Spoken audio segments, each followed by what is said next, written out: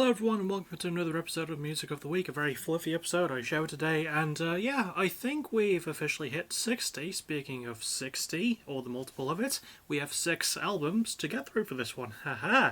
So yeah, I'm looking forward to doing this one, 6 albums, a bit longer than usual, let's just go. We begin in Essen, Germany with Breathe Atlantis and their 4th album Overdrive. Now I knew surprisingly little about these guys. I think I'd heard the name at least, mostly because I kept getting it confused for a band named Breathe Carolina.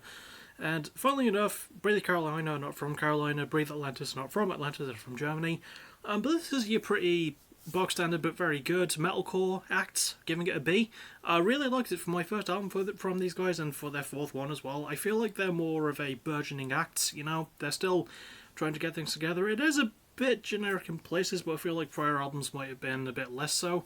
However, it's still a very fun metalcore album. I like a lot of the melodic sound to the instruments.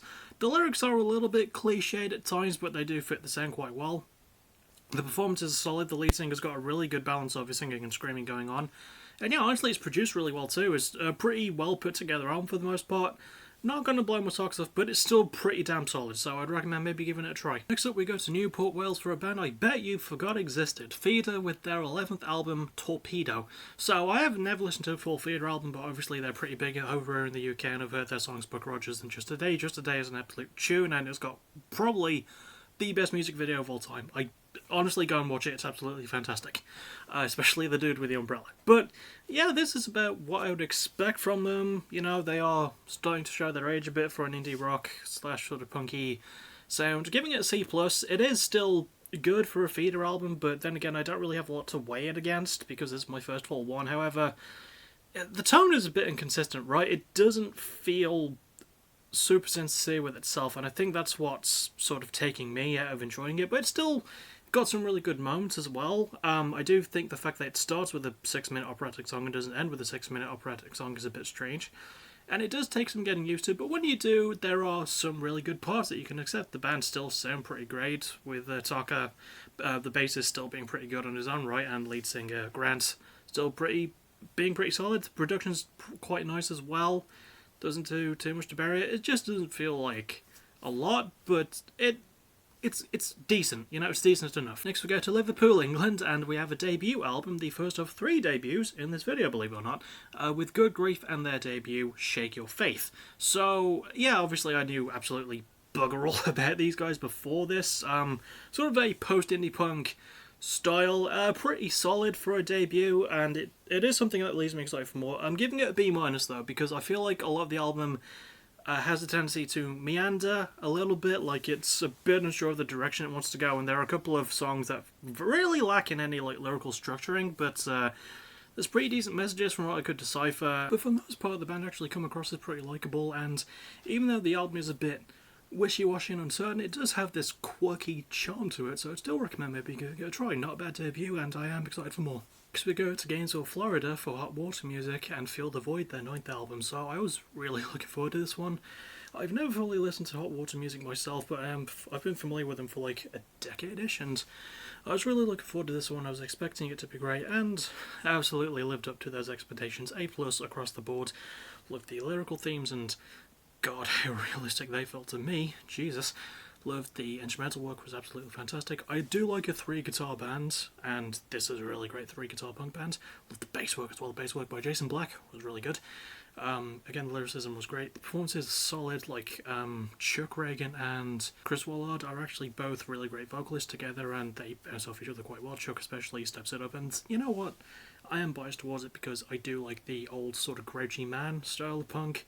This is very old grouchy man punk, but very fun grouchy old man punk, and one thing you should absolutely listen to. Just proves why they've been around for almost 3 decades as long as you don't get the breakups. Just really good shit. Next we go to Melbourne, Australia, my favourite place in the world to go, specifically just Australia in general is really cool, for Pinch Points and their 2nd album, Process. So this was a very pleasant surprise. I was just sort of adding this one and really not expecting it to land much. I was going in completely blind, I hadn't listened to a single song, but usually when I get the music from them, I'm just like, yeah, we'll have that, we'll see how it goes, and I was absolutely blown away by this. I know this is kind of a rarity, but this also gets an A+. I loved how the instrumental work was so like noodly but worked in so well. I love how experimental it was, but like doesn't lose track of its more post-punky sort of like vibe as well, and really good indie tinge as well. This is the album that Good Grief should have made, I'm just saying. But yeah, absolutely phenomenal stuff. I love the lyricism as well. It's sort of a middle finger raised to the world and like a fuck you, we'll smile through the hell together kind of way. The band members are all great. I think it's 2 females and 2 males. All 4 members get like vocal parts as well, especially the closing song, Relentlessly Positive, which is one of my favourite songs of the year so far. Love how it sounds like they're having a conversation with you, but at the same time like singing and explaining that, yeah, things are kind of screwed. Having said that, phenomenal stuff. The production was great, as was the production on Hot Water Music's album, forgot to point that out as well. But yeah, phenomenal all around from this one. A very pleasant surprise. I was not expecting this one to blow me away, but it did. So go listen to it now. And finally, we reach another debut, and it turns out I was lying early, because this is only one of the 2 debuts I'm talking about. I thought the Pinch Points album was debut, and it wasn't. But yeah, here we have Plosivs, who are a supergroup with their self-titled debut, Plosivs. So Plosivs consist of former members of bands like Drive Like Jehu, Rocket from the Crypt, Offspring, Mrs. Magician, Thingy, Goblin Cock. Yes, there is a band named Goblin Cock. And of all 6 of those bands, I've only heard of Offspring because, yeah, it's sort of hard not to. But it's got Adam Willard in it. It's got Rob Crow, John Reese, and Jordan Clark from Mrs. Magician. I'm only passingly familiar with the rest of those, but Adam Willard's in it. And I should probably give this album a grade. It gets a B+. You know, this is about what you would expect from a supergroup of this kind.